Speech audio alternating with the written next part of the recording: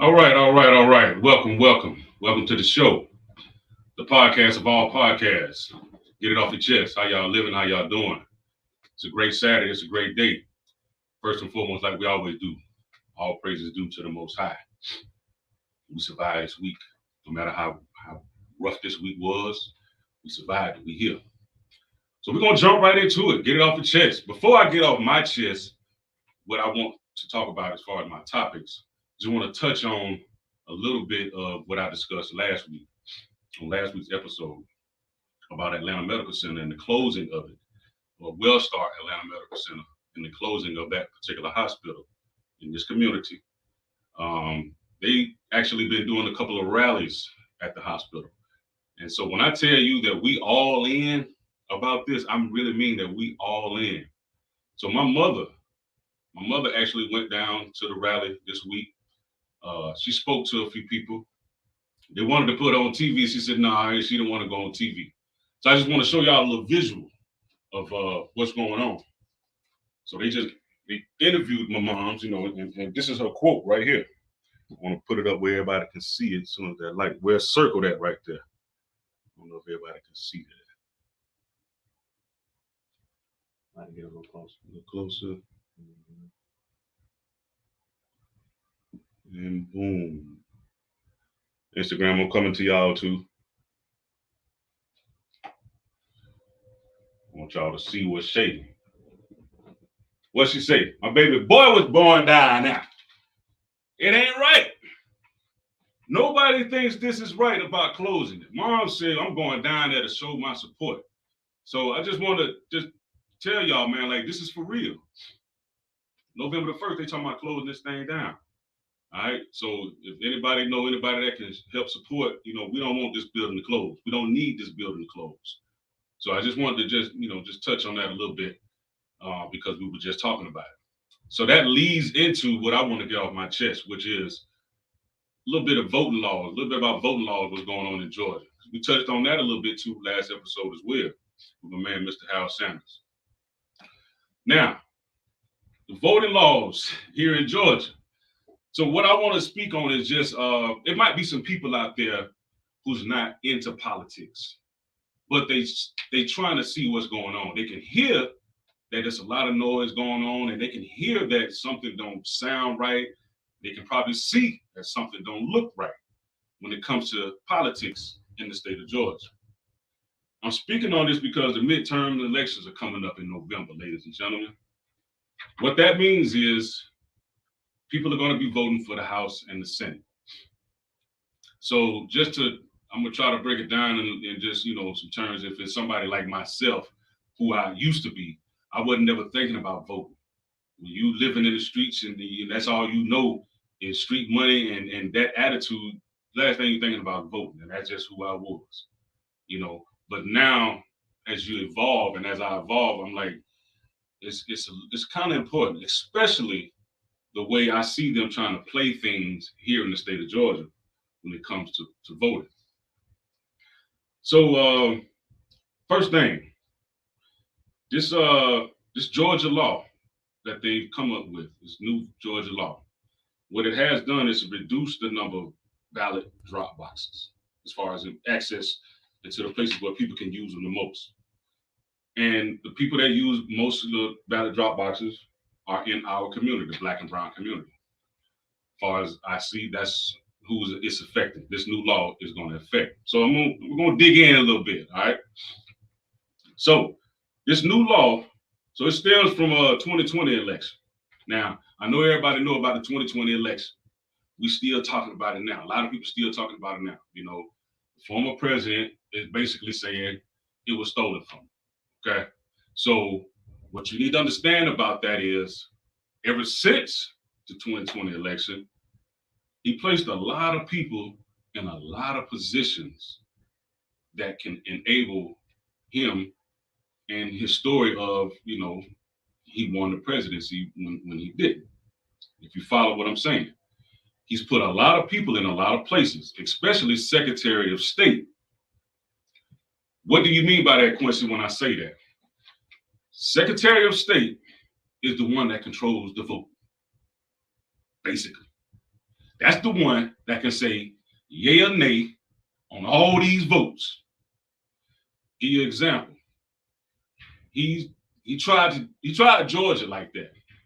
He called and said, "Hey, I need 11,000 and some change of the votes." All right. He trying to get the Secretary of State to say, "Okay, cool. Yes, I have these for you, sir." And that would have flipped, well, not flipped. That would have kept Georgia red. It flipped Georgia into blue. So that's now. So that's what I mean by he's putting a lot of people in a lot of positions to where he can achieve his goal from 2020. So now we're going to talk about the 4 counties that they mainly going to affect. All right, that's Fulton County, that's Gwinnett County.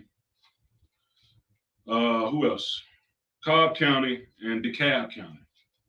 So again, Fulton County, Gwinnett County, Cobb County, and DeKalb County. So usually, we're going to say in 2020, those ballot boxes, they were open to be able to be used 7 days a week, around the clock, up until election day. All right? I'm going to say that again for people who might not understand. Ballot boxes were used in 2020, 24/7, 7 days a week, to drop off your vote. Doesn't matter who you are. Doesn't matter if you're Republican or Democratic, Independent. They're there for you to be able to vote. And they were there because, you remember, in 2020, we had a pandemic going on. So they brought in all these ballot boxes to have people to vote safely. Because at that time, nobody knew what the hell was going on. We got COVID-19 running around rapid, but they still want people to come out and vote. It was a voting year. So what they do, hey, we're going to send these ballot boxes down there. Y'all use them safely, count the vote like that, all right? So that was the game plan, and that's what they did. And I got some numbers for y'all, all right? I like to deal with these numbers. So these numbers came by way of NPR, WABE, and the Georgia Public Broadcast Television. All right. Now, more than 550,000 voters who cast their ballots using the ballot box for the state in 2020 election, like I said, they all lived in those 4 counties: Fulton, DeKalb, Gwinnett, and Cobb. 50%, just about 50% of those voters are Black and brown. Now, again, most of those ballot boxes were in those 4 counties: Fulton, Cobb, DeKalb, and Gwinnett. Over 50% of the voters are Black and brown. So, under this new law, this is what's going to happen. The number of these ballot boxes are dropping from 107 to 25. All right? I want y'all to hear me again. These ballot boxes they have dropped from 107 ballot boxes to 25 in all 4 counties. Not Fulton County is separate. No, it's not separate. All 4. We splitting all 4 of these. Okay? Y'all follow me so far? So, for me, I think it's to discourage people from voting. One of the reasons why I say that is because they did pass a law to where if you're standing in line, because last time for the election, there was a long line. People were waiting for a long time because of what was going on with the pandemic and everything. You had people being just nice human beings that would like to bring water and snacks while they wait in the line. Well, now, ladies and gentlemen, for those of you that don't live in Georgia or Atlanta, that is a crime now.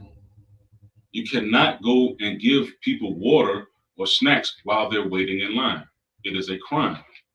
Okay? I want y'all to research what I'm telling you, so you can, you know this on your own. All right?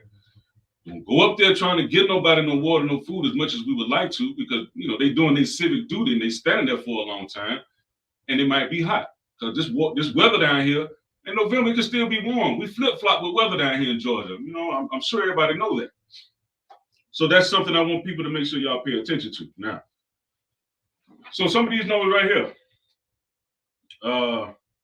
We say more than 90% of the voters who saw an increase in their travel time to a drop box, they live in the cities and suburbs, which are home to most of the minority voters. And they mostly vote heavily Democratic. Now, on that part right there, for me now, I'm neither one, man. I'm just got to be honest. I'm neither one. Neither party has really shown me anything. Neither party has really shown me where they can really help me and my situation and people that are like me, substantially. I mean, let's be honest, while we're talking about these politics. The last president we had, he had all those people. Now, he had a lot of people that voted for him. Biden just had more. But the majority of those people were not corporate type of individuals. And I'm saying that is because once he became president, he gave the biggest tax break to corporations. So millionaires and billionaires got a hell of a tax break when he was president. Not us. And when I say us, I'm not necessarily talking about black people and brown people. If you just a regular individual that's just working, everyday gig and you just trying to make it, that's you. No matter what color you are. You're not a super rich millionaire. You didn't get that tax break when he was president. So let's be clear on that, all right? So like I say, me, myself, I stand on some independent type of shit. I think I know that's where I am. Because I can look and see what's going on right now with our presidency, and I still don't feel anything, that's coming towards, us. You understand what I'm saying? I mean, it's millions of dollars being shipped to Ukraine. Millions. I'm going to say that probably every episode until we get something fixed over here in our community. How? You got all that money to send over there, and brown water is coming out of Jackson, Mississippi. Okay? So I'm going to repeat it. I'm going to speak on it because it's real. So, some more numbers here. NPR, WABE, Georgia Public Broadcast, they compiled all these drop boxes and the usage data from locations by manually reviewing more than 9,000 collection forms from drop boxes used in the 2020 presidential election. Now, some of these poll workers also, make sure, poll workers documented the number of ballots deposited into 295 drop boxes across the state daily. So this was done every day up until election day. That's a lot of votes to, continue to count. So what's crazy about that is the number of people hasn't changed or reduced dramatically at all, if they reduce, period. So if you've taken away those ballot boxes now, then how are people still going to be able to cast their vote? I mean, just on a minimum scale, if a person had a drop box around the corner, now minimum time is 25 minutes to get to where it's going, or to where you're going to cast your ballot at that particular drop box. It's another thing about these ballot drop boxes. This was the first time that Georgia participated in this whole ballot drop box. And again, it was because of the safety issue. All right? The safety issue because of what was going on with COVID-19 during that time. They wanted to make sure everybody was safe. So that's why it was the first time being used. Here in the state of Georgia. But I want to say where Oregon, Washington, and Colorado, they was already using them before the pandemic. So it was already a tried and true method. This wasn't nothing new out of nowhere. It was just new to the state of Georgia, but it worked. Then got to take my word for it. It was a Republican who was in charge of the voting system here in the state of Georgia. And he told the former president, basically, no, man, I can't do that. I can't do what you're asking me to do. You're asking me to just look democracy a whole nother way. I can't even, that just would have been, that's stealing. That's basically stealing. He wanted him to steal the votes and give them to the former president. So that's why I say those ballot drop boxes, it's not nothing new all over the board. It just was new in the state of Georgia. So things turned after what the former president was defeated. All right. So a lot of his allies here in the state of Georgia, they equated all those drop boxes to fraud. So what I'm saying is the former president got friends here in the state of Georgia. He got friends everywhere. We know this. I'm speaking on Georgia because it's my home. And people that are listening to most on right now, they live in Georgia. So I'm listening. They don't. I just want to know what's going on in my city, in my state.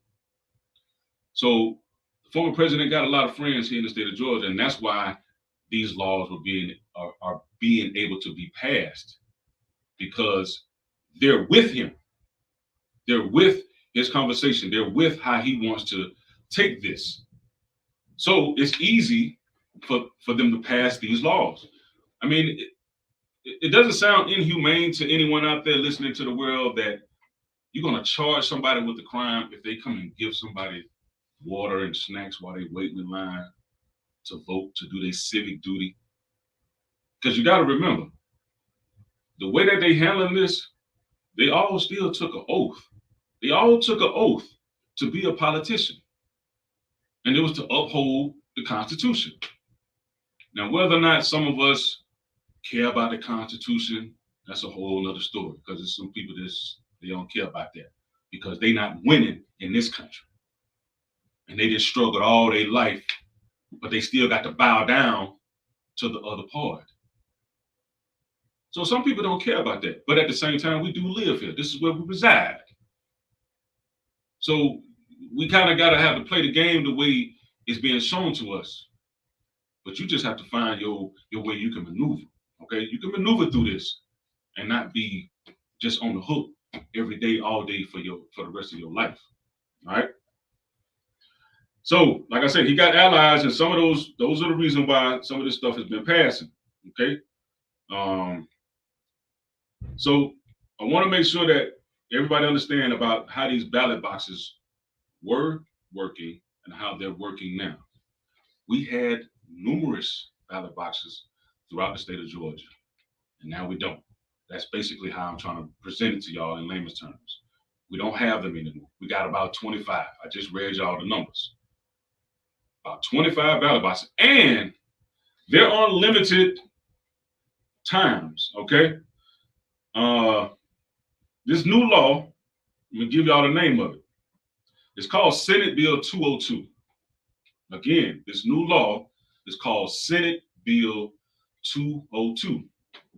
You can go and Google this and get all the information that you can. So if you didn't hear me, again, Google this new law in the state of Georgia, Senate Bill 202. Research for yourself and see what's going on where you living. Things are happening right over our heads and we don't even know it because we steady in this. We steady being this right here.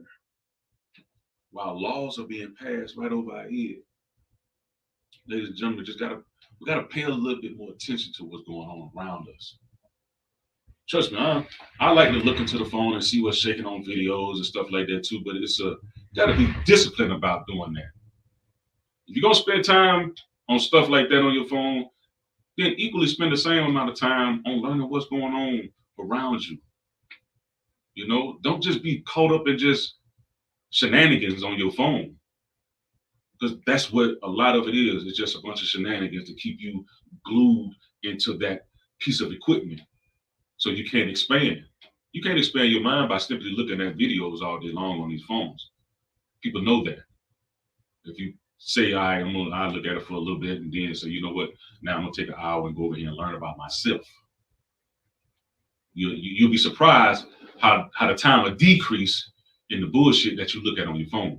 Because you then got so interested to find out who you are and why you exist, and what's your purpose, things of that nature.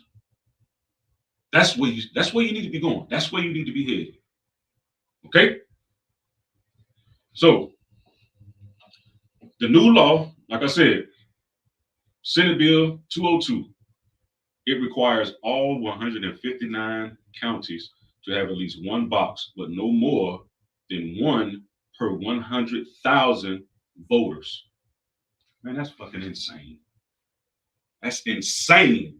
I'm gonna say this again so you can understand what I'm saying, all right? The new law, known as Senate Bill 202, it requires all 159 Georgia counties to have at least one box, but no more than one per 100,000 voters.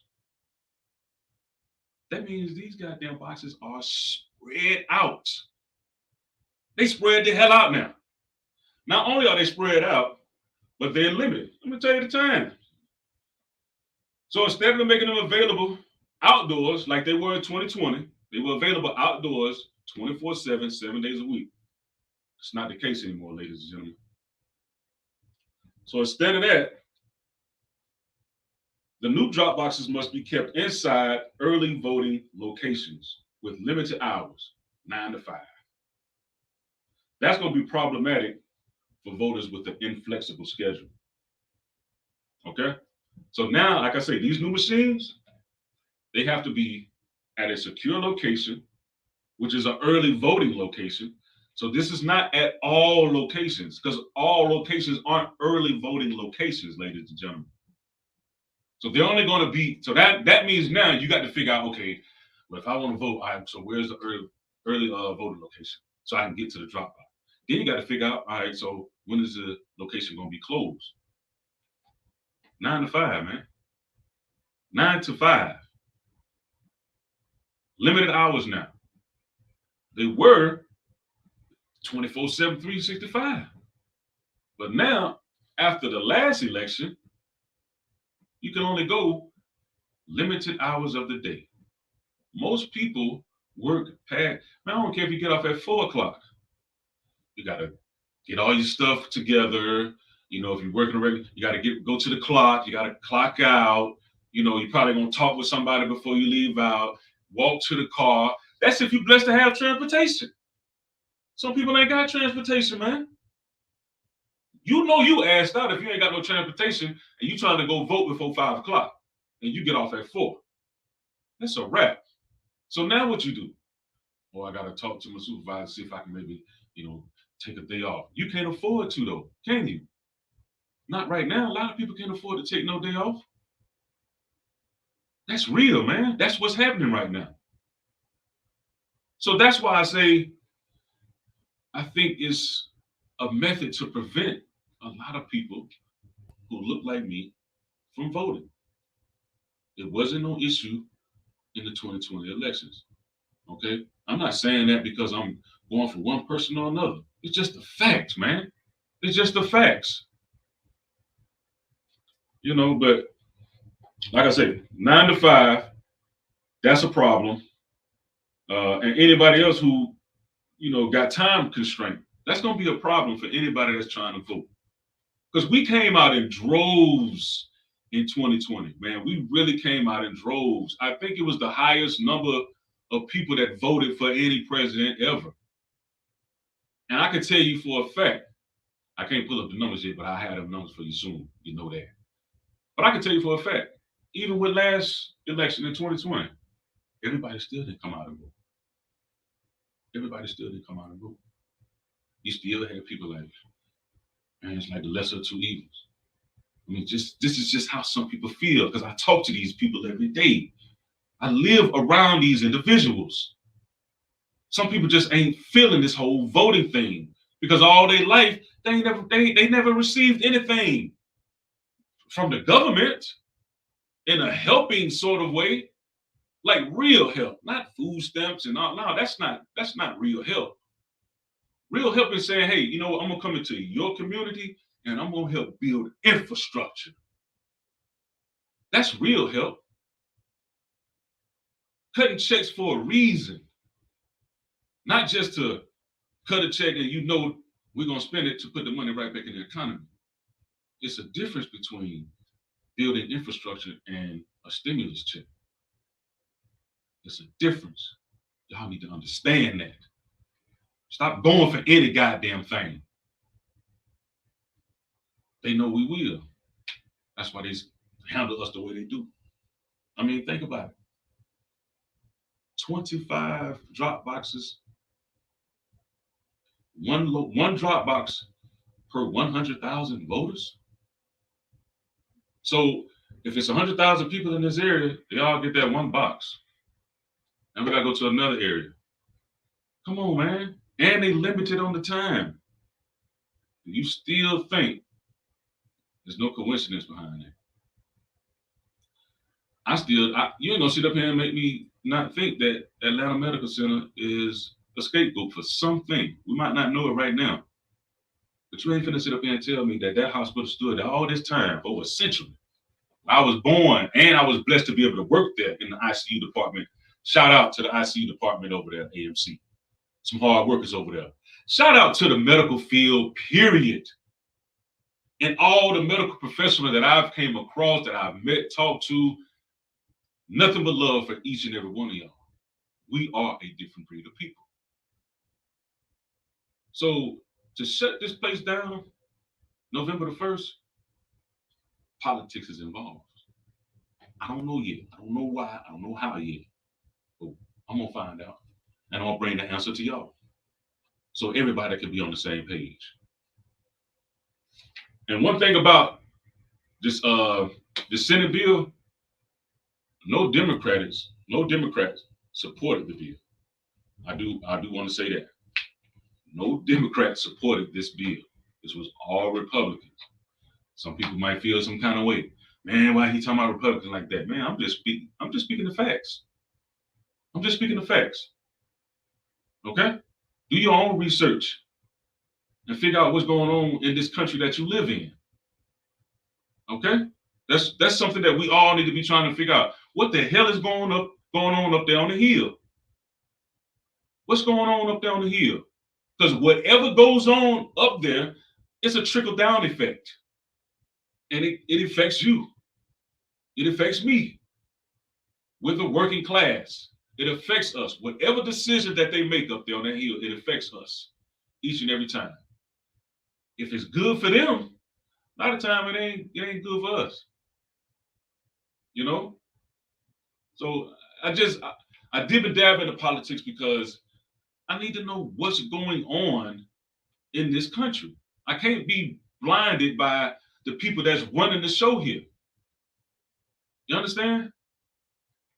So I'm not speaking on this to sway anybody to be Republican, to be Democrat, to be independent. I'm not swaying anybody to be on no party. I just need y'all to understand that there's some things going on here that ain't right. That's what my topic is. There's some things going on here that just not right. And if you got some kind of common sense, then you can look and tell that some things just ain't right. Now, what's crazy is, with all this going on, this former president is trying to be president again. But he got so many open cases going on. Like, I mean, he got a lot of open cases going on.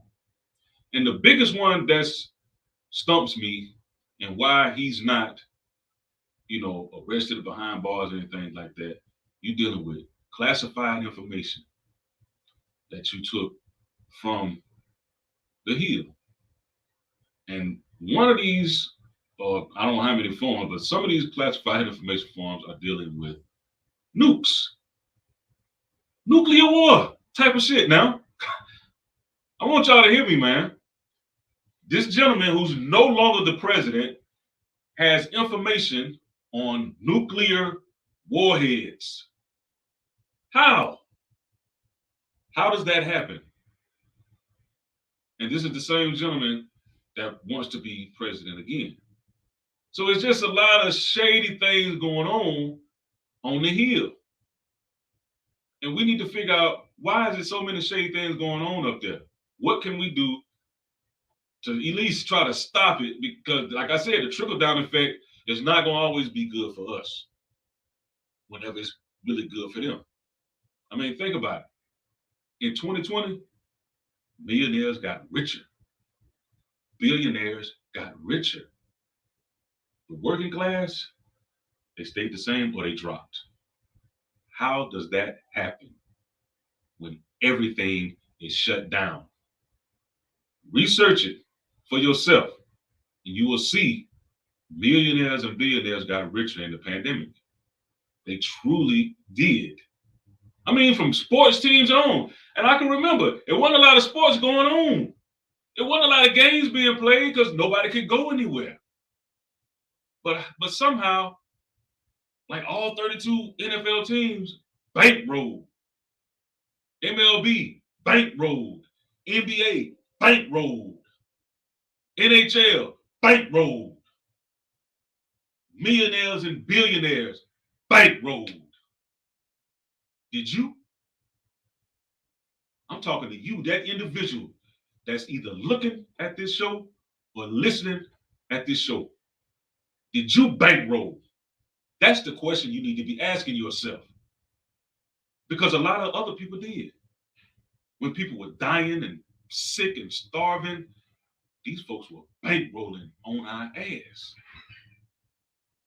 So that's just something to think about, man. And I just wanted to touch a little Georgia politics on y'all today. Because it's important. It's imperative that y'all know what's going on.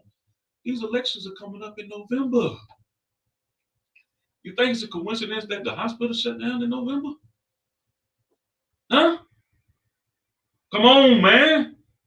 Come up off of some of that shit that you own and think about what's going on out here. Because I'm going to tell you like this. Like I say, I'm not either one. But if the Republicans take back the House and the Senate, say, man, you can cancel Christmas, man. You can cancel Christmas. Because they ain't going for it. These people have forgotten what the Constitution means. These people have, they literally lied their way into office now. Look at Arizona. Arizona was one of the states that almost got caught in that 2020 election bullshit. But he said, no, I'm not doing that. George Biden is the president. We certifying him, whoop the whoop, and that's that. Now, that same gentleman is no longer in office in Arizona. What does that mean, Quincy? I tell you what it means. If we have the same problem in Arizona as we did in 2020, where the numbers wasn't right and Trump talking this and talking that, and he tell, the Secretary of State, hey man, numbers look good to me. That person that's in office now in Arizona, he's going to agree with that same gentleman who's trying to be president. And he's going to flip those numbers. I'm telling you this because he's saying now that the president, though it was taken from him. Votes were stolen from Donald Trump, the ex-president. This is what the Secretary of State in Arizona is saying now. So he's already lined up. What I said earlier on in the show, how you put a lot of people in a lot of places, this is what I'm talking about. He got Arizona on lock. He got a lot of places on lock. He got a couple places that's on lock, man, that he got to where them people will say whatever he wants them to say. Look at the judge down there in Florida handling this whole Mar-a-Lago case deal with these documents. She basically is giving him a one-way street to, yeah, you can get your stuff back, even though they're not his. I mean, but this is what I'm saying.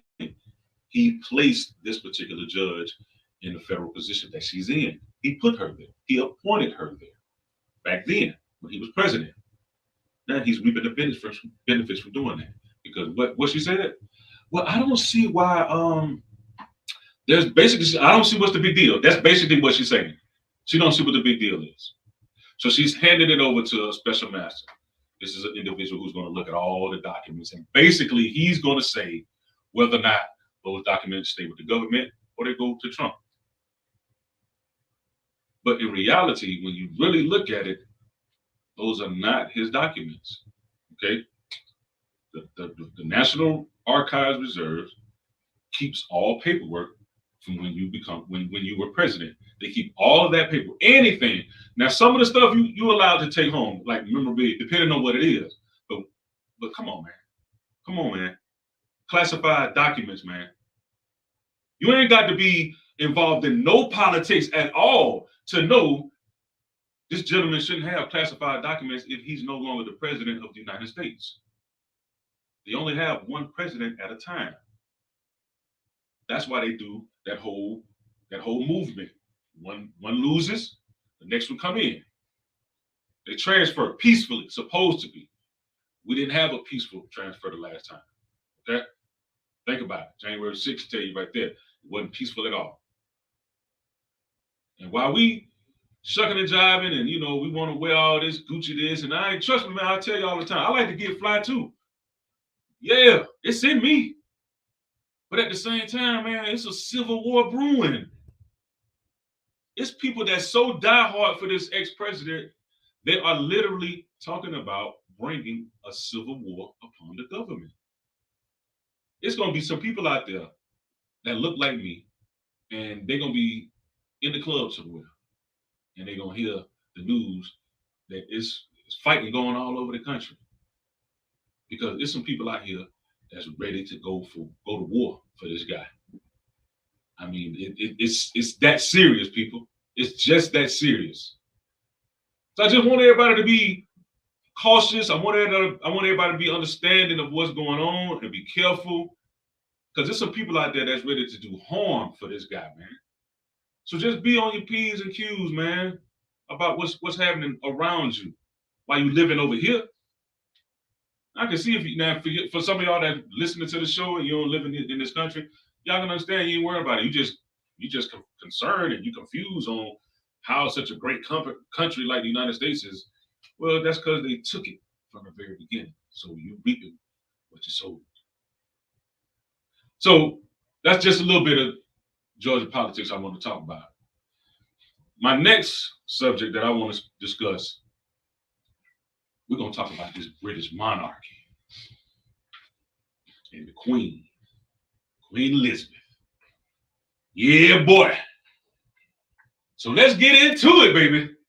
Because some folks some people, even people that's my color, that look like me, don't understand why we just like, I'm not, okay, she passed. All right. So I'm going to break it down to you why some of us feel that way. Okay? I want to break this down to y'all. Queen Elizabeth and the British monarchy. So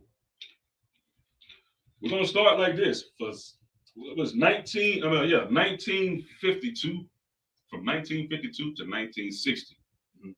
This is what was going on.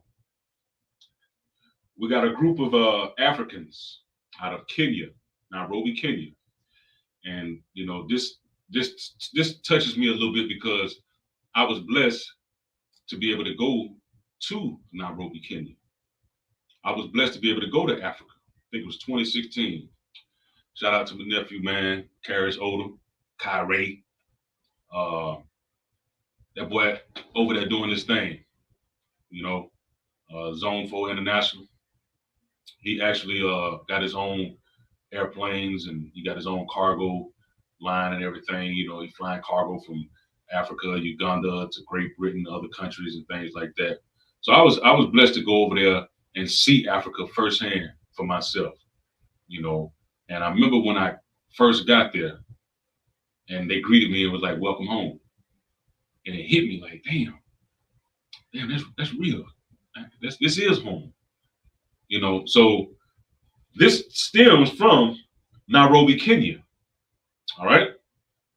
So there was a group called the Mau Mau Africans. All right.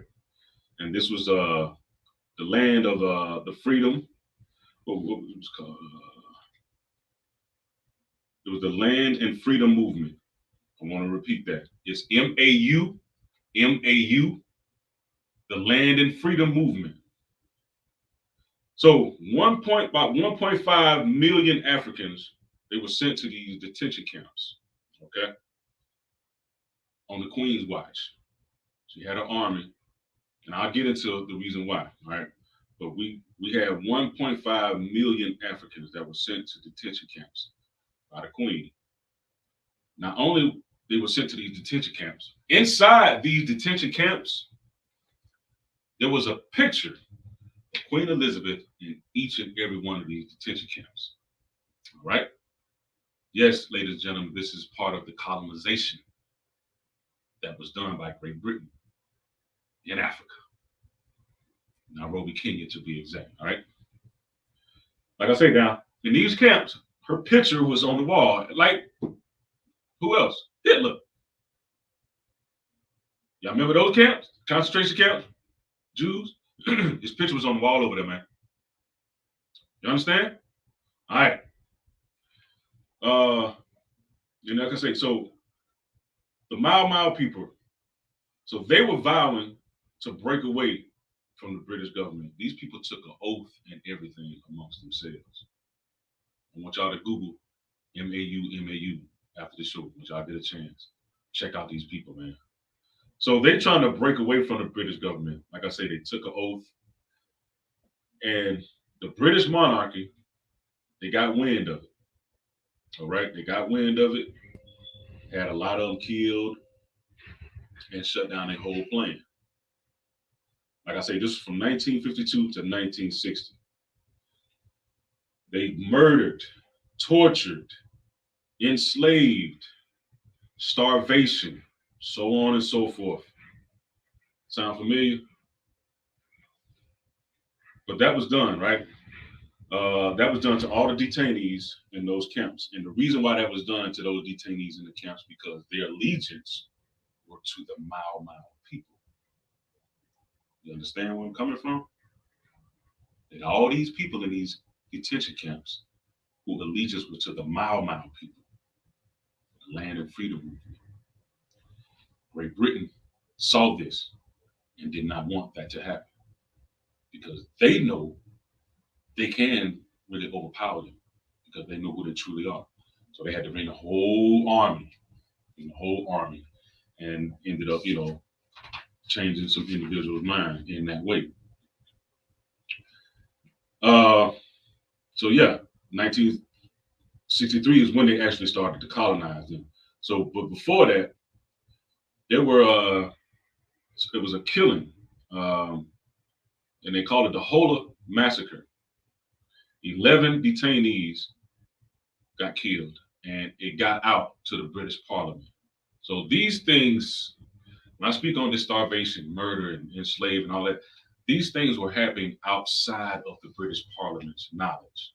British Parliament, for those who don't know, is just like the government for Great Britain. Like how we have our government, our three executive branches, and stuff like that. That's theirs for Great Britain.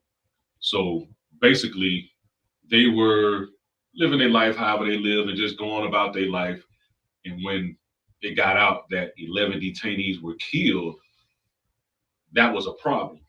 That was a real big problem. It was in an uproar and everything like that. So the only thing that they did was tell the British Parliament that, hey, some minor officer went rogue, what have you. Basically, nothing to see here, folks. That was basically how they kicked it. So, but we now know that that's not the truth. Like I say, do your research. Do your research on it, and you'll see. So it wasn't the truth. All right. So we're gonna move on. So in 1952, the British government economy was shattered. The reason why it was shattered, ladies and gentlemen, after World War II, they had nothing. They had nothing. Not a dime. Pounds wasn't worth shit. And for those you don't know, pounds is what's equivalent to their money. Cash is for us. It's pounds over there. It wasn't worth nothing. Silver, they didn't have anything. They trying to recoup. They trying to rebuild. But how? How do you rebuild and get back into the big three? The big three, ladies and gentlemen, at the time, United States, Soviet Union, and Great Britain. But it wasn't the big three after World War II because Great Britain was broke. They had nothing. So, guess who came up with a plan to get back into the big three, man? You guessed it. And not only was it a plan, but it was on paper. It's called the Imperial Resurgence. I'm going to say that again. It's called the Imperial Resurgence. This is an actual plan that they put together for Great Britain to get back on their feet. How, you ask, Quincy? You know I'm going to tell you. So the reason why Kenya was so important for the Queen was because of their tea and coffee export. You heard me? Because of their tea and coffee export. Big, big business. So think about this right quick, ladies and gentlemen. Great Britain broke after World War II. But we over here in Africa cooling. We kicking it. We straight. We so straight to where they came over there and robbed us. Took damn near everything. We ain't got nothing to do with that over there. You fought that war, you lost it all, that's on you. But no, they couldn't accept that. So what do? You get it off the backs of others. Because that's what oppressors do. So how can you ask the oppressed to mourn the oppressor? One more time, man. How can you ask the oppressed people to mourn the oppressor?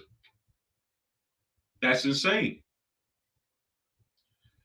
So, like I said, that's how they first started to get back. Because you got to think, you got to pay back loans and all kind of stuff. War is expensive, man. War costs money. If you didn't know, if some of y'all didn't know, wars cost money. Look up how much Afghanistan war cost us. Billions, dog. Over 20, 21, 22 years, it cost us billions. The war over here in Ukraine, it's only been going on about 3-4 months, something like that. Hundreds of millions already. So wars cost money. But the Queen didn't have enough to where she can sustain herself and her government. So they came over and do what they do best, and they took. Yes, ladies and gentlemen, they took. Right now, to this day, you got Asia, India, other countries. They want their jewelry back. They want them diamonds back. Now, I want to put something in perspective. Right now, to this day, these countries want their diamonds back. A few days ago, representative for Kenya, he spoke, basically said, burn in hell. So that tells you, if they speaking now because she's passed, it means she had a hold on this shit up until then. You understand what I'm saying? If they speaking on it now, because I ain't never heard nobody speak on this thing about it. Because I mean, I've heard about some of the stuff that she's done and her government has done, but not to the extent where people are talking about it now. Talking about, I want my diamonds back. Get me out of colonization. That means she had their foot on their neck all this time up until she passed. Because they didn't say anything all this time. Not to the extent of what they're saying now. I'm sure there's probably been some stuff said that we just don't know about, but not to the level of what we're hearing now.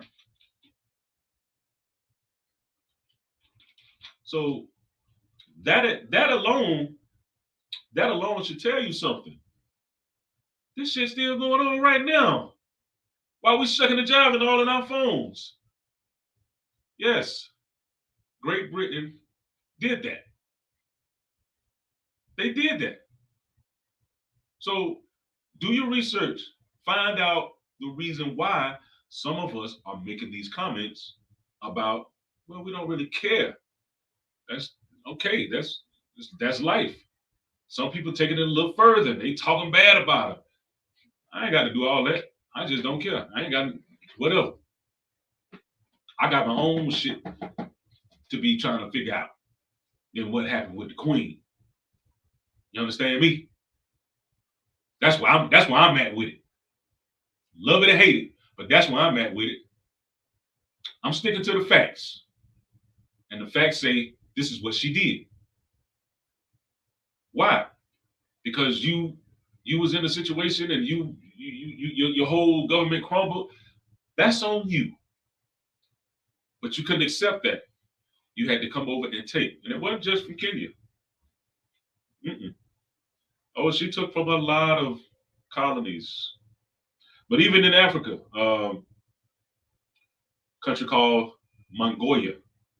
I think I'm pronouncing it as close as I possibly can. Mongolia. But they're known for its rubber. If you know anything about rubber, rubber can be made, a lot of things can be made from rubber. Rubber is a huge resource out of Africa. She colonized them for the rubber, like she did the people of Nairobi, Kenya, for the tea and the cocoa. Okay. Also, tea and the coffee. I'm sorry, Kenya was tea and the coffee. I'm moving a little too fast. Ghana, country of Ghana, was the cocoa. She stripped them because they had the cocoa. See, all these resources, they're plentiful over in on the continent of Africa. Plentiful. Okay? More than enough. That alone should make you wonder, why is that continent so plentiful like that? Why does everybody always go over there to take all the resources? That's because it's something about that continent. It's something about those people. That's where you got to do your research. Get off this goddamn phone all the time. You understand? That's why. I mean, think about it. Look around. Right here, right now, they all over there in Africa and they're digging away. They're digging and they're taking. They're digging and they're taking. This is what's happening. Still to this day. But they keep us so distracted so we don't start fight the good fight. Because that's the good fight. You know, if we still have to, we got to start linking up with our own too, because it got out not too long ago. A lot of people from over there would tell their children how African Americans are over here, lazy, this, that, and the third. Then when they get over here, they're like, well, damn, I don't really see all of that. You guys lazy folks, yeah, but some people over here really trying to get it. So there's a connection that's not there with our people over there because of what they've told their children. This is something that you can research. People who are grown now are telling the fact that when they were young, their parents would tell them, hey, when you go to the United States, don't deal with the African Americans. They're lazy. They just do drugs. They just sell drugs. They do this. They do that. That's what they were told by the Africans over there. Their parents telling them that. So they already prejudging us before they get here. Because if your mom and your father is telling you that, you kind of gonna believe that. That's just what it is. That's nature. You listen to your parents. You're not gonna say, hell no, mama, I don't believe that. Why would you? You don't know. You ain't got no proof. You don't know. Plus, those are your parents. Again, you're gonna listen to them because you feel like they're not gonna tell you nothing wrong. Well, we find it out now that that's not the case. These people are coming out now talking about, yeah, when I was younger, before I left to come over here, because a lot of them come over here to go to school and they become successful. I love it. I don't hate it. I love it. I dislike the fact that they prejudge us. That's what I don't like. So we got to get a connection with our own folk. That's how much behind the 8 ball we are. We got to get a connection with our own folk. Then, all right, now can we sit down at the table and discuss how we can become one? Because truthfully, ladies and gentlemen, man, I talk a lot about my race because we are so far behind. But it's about being a human being first. It really is. It's about being a human being first. And I speak on that because I had to evolve. Because I was once an individual that just didn't give a fuck. I just didn't. If I was in the streets and that's what it was. Because I knew, well, the police, they're not gonna look at me no different than the person I'm selling the drugs to. And they didn't. They don't say, oh well, we'll treat you a little better because you selling the dope, not smoking it. Man, that ain't how this shit work. It didn't work like that. They didn't look at me no different. They still disrespected me. They still threatened me. One of my guests coming on in a couple of weeks. I'm gonna tell you, he was with me when they threatened us. You understand what I'm saying? This thing's so real, man. We have lost our connection. I mean, like my man Mr. Harold Sanders said last week on the episode, we are warriors, but we're killing our own kind. We're killing our own kind. That's how much of a warrior we are. Like that young brother who just passed, PNB. What is Ali? PNB Rock. PNB Rock. You just walk up in there like that, and you off him like that in front of his people. His child with him. This is girl. Come on, man. Come on, man. This what we doing? That's sad, man. That is sad. We have no conscience anymore. Well, some of us. Some of us have no conscience. To walk in there, broad daylight, ask him for his jury, you know he gonna say no. And you hit him anyway. You hit him anyway. And you still take it. Man dead or dying, you still take the jury?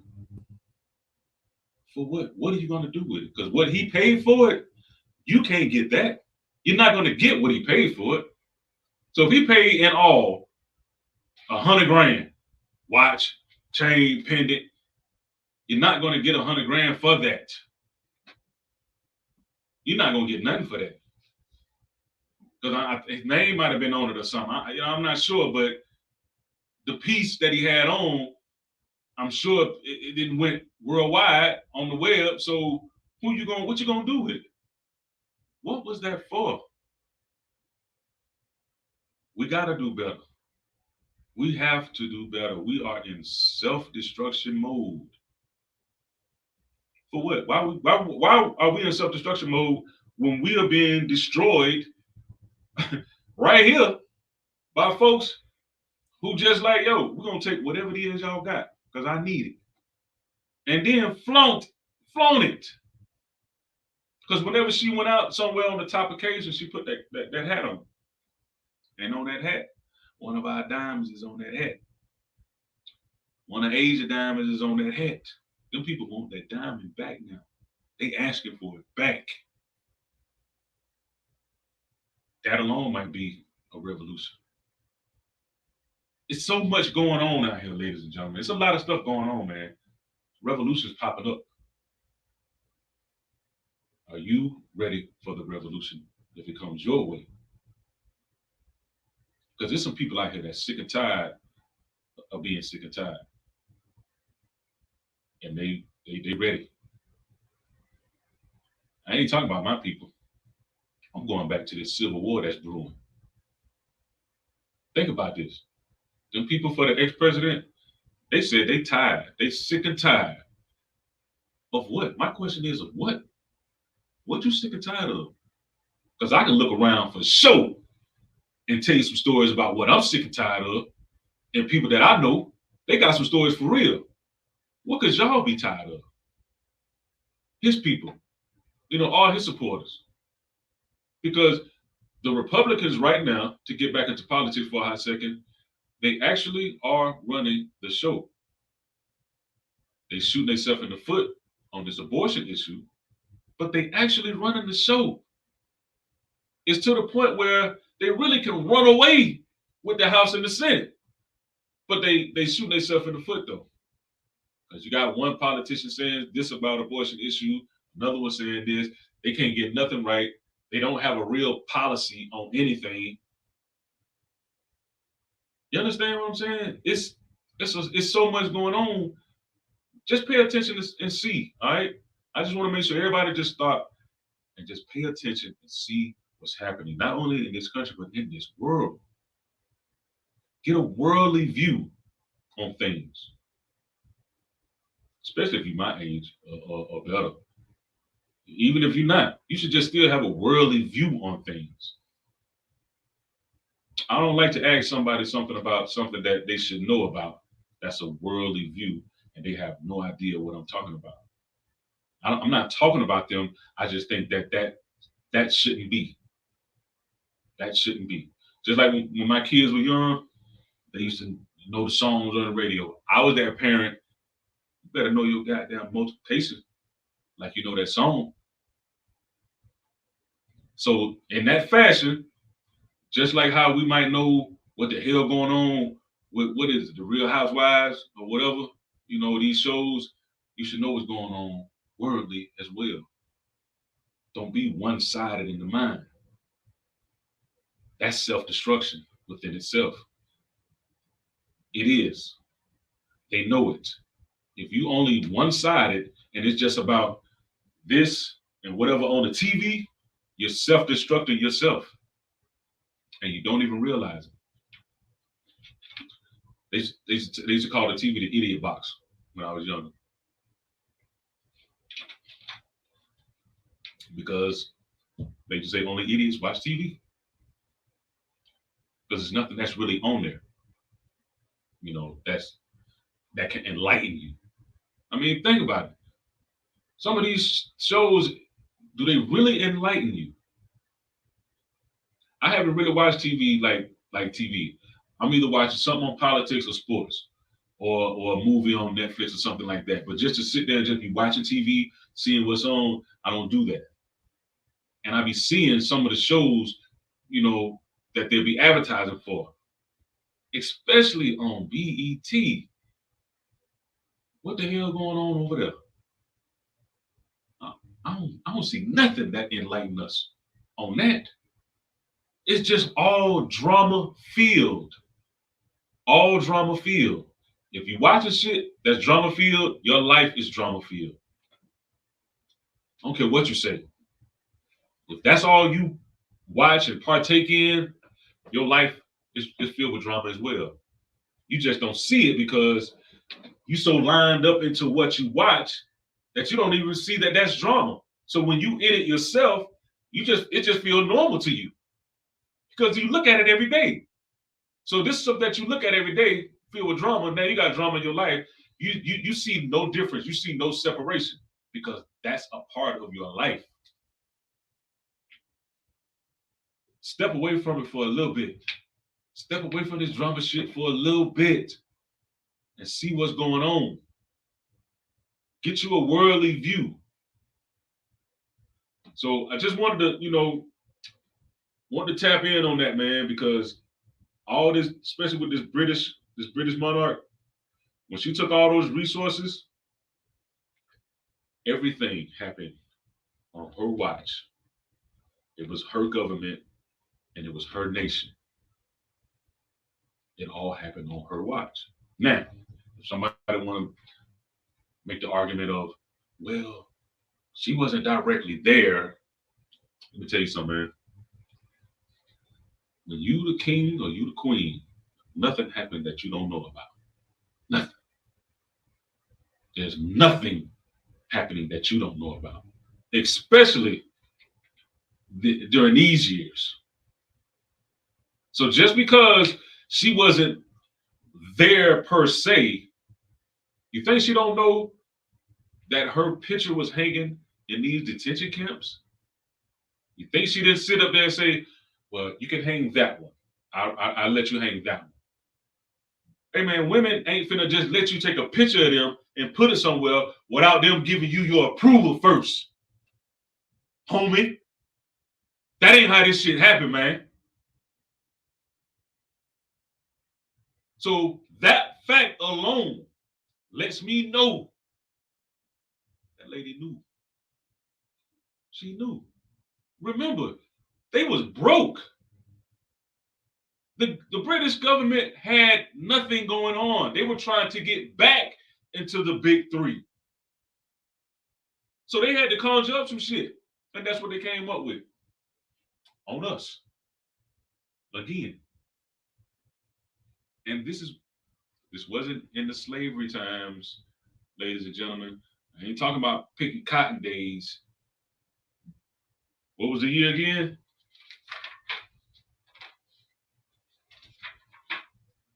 1952 to 1960. Say, man, that was right around the corner, man. That was right around the corner, you dig? So I'm standing on that. So I want to just say, as far as politics in Georgia, ladies and gentlemen, I don't care what color you are. If you ain't no super millionaire, it affects you. Find out what's going on with these voting laws. Do your part. Do your part. My thing is this. If this gentleman who's trying to run again off of a lie, what's going to happen if he was to get it? How he going to run it? How he really going to handle it? That's a lot of power to have. You're the most powerful person in the world when you're the president.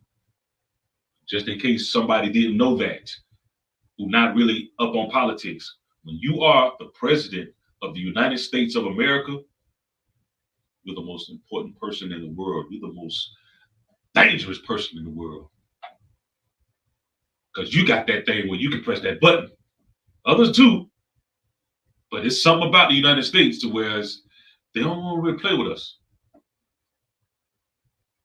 So that's why I say it can be dangerous depending on the individual who's at the helm.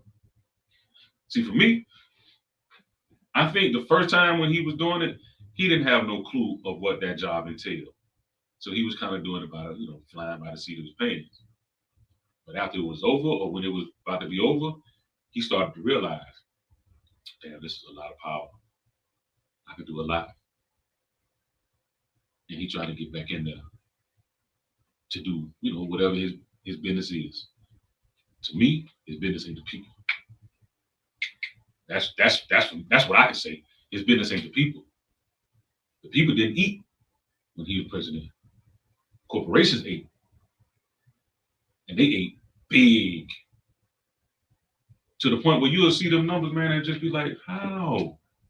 How could you do that to the working class? That's because once you get to that level, man, that go out the window. That's why they kept saying, work. Need everybody to go back to work. We need everybody to go back to work. They don't stay rich if you ain't working. Okay? So that's a little bit of the politics I wanted to share with y'all. A little bit about this British monarchy. I wanted to share with y'all on why some blacks and whites, because there's some whites and other races who don't like wrong is wrong, man. Wrong is wrong. And some folks just don't. Matter of fact, some of this information came from a white woman. Some people just do not like the fact of you just doing people any kind of way. And they're going to talk about you. And they're going to exploit that fact. So people like myself can learn about it and read about it. Because it ain't going to be on TV. It ain't going to be in that idiot box. It ain't going to be on Instagram. It ain't going to be on social media. I didn't get this information from social media at all. Let me say that again. None of this information that I got, that I shared with y'all today, came off of social media. Now, if I wanted to give y'all some information off of social media, it's plentiful. But what would it, how is it going to affect you? I'm not going to give y'all no bullshit. This ain't that type of podcast. All right? It's the real podcast for people with real issues. That's what we own. So Wanted to share that with y'all, man. We're gonna get into a little culture corner and then bless y'all. Make sure y'all have a great weekend and everything like that, man. But I wanted to make sure we talk about that today. You know what I'm saying? So let's get into it. Culture corner going on in the city, going on in the A-Town, going on in Georgia. You know what I'm saying? I'm gonna let y'all know what's going on, man. Today and tomorrow, man, we got the Atlanta R&B Food and Wine Festival. It's over in Old Fourth Ward. I passed by there today. It's a nice little crowd over there, y'all. Ali, nice over there, man. Yeah, nice little crowd over there, man. Atlanta R&B Food and Wine Festival. You can't go wrong with food and wine, man. You know what I'm saying? You can't go wrong with food and wine. And Old Fourth Ward, for those that you don't know, that's over there where Ponce City Market at. Actually, it's at the park in Old Fourth Ward that's directly behind Ponce City Market on North Avenue side, not Ponce side. Okay, so you gotta be going down North Avenue and the park. If you're coming from Peachtree Street, you're going down North Avenue. Once you see Ponce City Market on your left, the park is on the right. You'll see everybody standing out there. That's today and tomorrow. Go on over there, get you some food and wine, man. Have a good time. Enjoy life. What we got next? Oh, Sipping Safari. This sounded dope. Sipping Safari. This is at Zoo Atlanta from 10 p.m. to 1:30 in the morning now. So you probably walking around the zoo, you know what I'm saying? You sipping your drink, enjoying yourself, Don't tease the lions. Just keep it moving. Don't tease them lions and tigers and bears. There ain't no bears over there, but you know what I'm saying? So again, Sipping Safari. That's going on tonight, 10 p.m. to 1:30 a.m. That sounds like something dope, man. Check that out. Then we got Buckhead Fine Arts Festival. That's going on today and tomorrow. Buckhead Fine Arts Festival. Google that. Get all the details. And that's what's going on in the city. So you got Atlanta R&B Food and Wine Festival, Old Fourth Ward, Sipping Safari at Zoo Atlanta, 10 p.m. to 1:30 in the morning this morning. That's going to be hard. Then Buckhead Fine Arts Festival, today and tomorrow. If it's in Buckhead and it's saying Fine Arts Festival, bring your card. But they ain't playing over there with them prices, I'm telling you. All right? So that's for Crucial Corner, man. Just want to make sure got that out there to y'all, man. Want to end the show by just saying, stay on top of what's going on around you. Be aware of your surroundings. I tell my kids that I still tell them that now. But now, as an adult, whenever we say be aware of your surroundings, know what's going on with your community, with where you live, and things of that nature. Be aware of your surroundings on that point. So, in the show, I just want to make sure y'all continue to be great and continue to be creative. See y'all at the top next week. Peace.